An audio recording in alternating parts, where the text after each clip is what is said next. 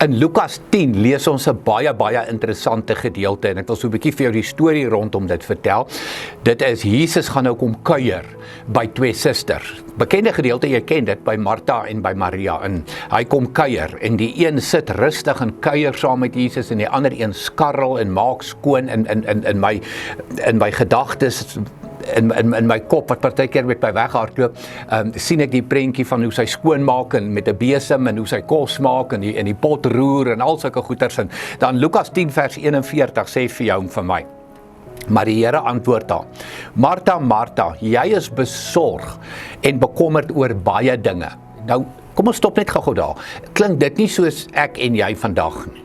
Ons is besorg en bekommerd oor baie dinge. Ek bedoel, as dit nie jou onmiddellike omgewing is nie, dan sit jou provinsie of dit is die land, maar ons worry, ons is besorg en bekommerd oor baie dinge. En daarom skarrel ons, en daarom is ons benoud, en daarom is daar nie vrede en rustigheid by ons nie. Maar net een ding is nodig, sê Jesus in hierdie vers. Maria het die beste deel gekies, en dit sal nie van haar weggeneem word nie. Die beste deel. Die vraag vir jou en vir my, kies ek en jy elke dag die beste deel?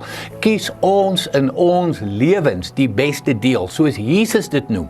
Hierdie is nie Martha of Maria se woorde nie, dit is Jesus se woorde. Maria het die beste deel gekies.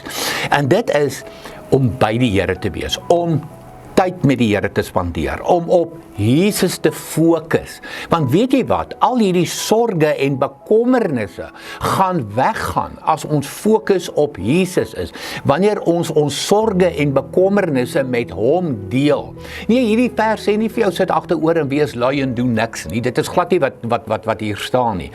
Hier staan net jou prioriteit in die lewe moet wees tyd met Jesus, jou oog gerig op Jesus. Dis mos wat die Hebreërs skrywer ons ook leer in Hebreërs 12.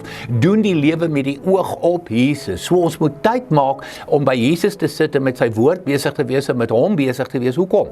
Hy wil by ons kuier. Ek dink aan jare terug, een van my eerste jeugboeke wat ek geskryf het met die titel Kuiertyd met Jesus. Hoekom het ek daai titel gekies? Want ons moet kuier met Jesus. Ons moet nie werk vir hom nie. Ons moet kuier saam met Jesus. En ons moet pas op, gejaagdheid ontneem ons dit. Hierdie gejaagdheid wat ons bespeer by Martha. Ek en jy sit bietjie met daai gejaagdheid, daai hurry sickness, soos die Engelse dit noem. Ons sit 'n bietjie daarmee. So weet jy wat, kom ons raak bietjie rustig, kom ons maak tyd in ons dagboek, elke dag, om by Jesus te wees, by Jesus te sit. Kies die beste deel, daar's die uitdaging vir jou en vir my. Hê 'n fantastiese dag verder.